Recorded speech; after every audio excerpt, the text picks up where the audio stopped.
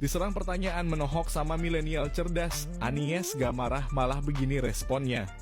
Untuk memenangkan kontestasi ini mungkin harus ngelakuin hal-hal yang dilematis secara etis. Misalnya berkoalisi atau berteman sama grup tertentu karena masanya besar tapi mungkin mereka itu value-nya bertentangan.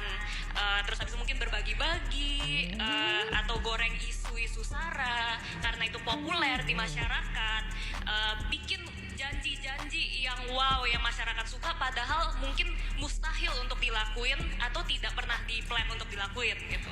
Dan waktu mungkin setelah menang governing pun itu kan banyak kompromi yang harus dilakukan untuk supaya mungkin tujuan itu bisa tercapai. Misalnya milih menterinya siapa, apakah yang paling kompeten yang ditaruh atau harus ada titipan gitu kan, apakah harus merem-merem dikit ke kasus korupsi kelompok tertentu. Kita hidup dalam kenyataan dan tidak hidup dalam idealita.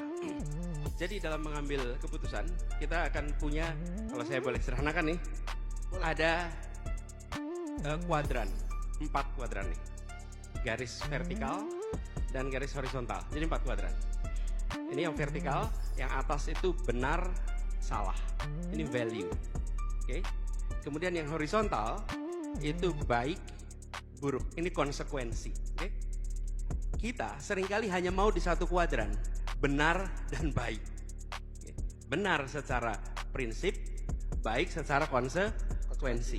Dalam hidup, jangankan urus negara, suami istri aja kita akan ketemu dengan situasi nggak mungkin dalam satu kuadran itu saja, bukan? Jadi apa yang terjadi? Kita mungkin berada di kuadran kedua, mengerjakan yang benar tapi konsekuensinya tidak baik, atau tidak boleh adalah yang di kuadran bawah nih, sudah tidak benar, buruk pula konsekuensinya. Oke? That's life. Nah, yang baik dan benar nggak ada perdebatan. Tapi yang 2 kuadran yang diagonal ini, di situ letak judgment dan di situ letak leadership, di situ letak pengalaman, di situ letak kemauan mengambil risiko, di situ letak kepemimpinan diuji. Okay?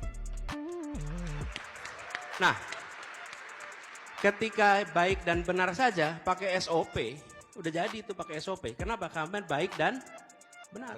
Nah, dalam kenyataannya tadi misalnya contoh, ketika harus berdialog dengan semua kalangan. Berdialog semua kalangan. Bahkan ketika bicara pendukung itu semua spektrum. Yang diperhatikan biasanya hanya 1-2. Padahal spektrum pendukung itu banyak. Nah, ketika bertugas, apa yang dikerjakan? Bertugas bukan bergantung yang mendukung. Bertugas bekerja berdasarkan prinsip keadilan, kepentingan umum, akal sehat, sains, dan aturan perundangan. Itulah prinsip dalam mengambil keputusan. Dan itu yang kami gunakan. Nanti akan ketemu situasi. Harus ada aspirasi ABC untuk posisi menteri, untuk posisi kepala ini, kepala itu. Betul? Kita nanti akan ngadepin dilema tadi. Nah, dilema tadi itu dijelaskan, dikomunikasikan, dan dibuatkan kriteria sehingga bisa menjadi parameter pengambil keputusan yang predictable. Jadi, Miguel, kita tidak berada dalam situasi hanya ambil idealita aja. Kebanyakan dari kita maunya yang baik dan benar aja tuh. Padahal dalam hidup gak mungkin hanya baik dan benar. Bahkan dilema paling sederhana gini. Jalan Sudirman itu satu arah. Satu arah. Di perempatan Semanggi ada sebuah rumah sakit di situ. Misalnya nih. Terus ada kejadian kecelakaan di mana orang yang celaka harus dibawa ke rumah sakit. Dan jalannya itu macet, jalan berlawanan arah, itu jalan yang kosong. Apa yang harus Anda kerjakan? Menunggu macet dan yang kecelakaan sampai ke sana terlambat?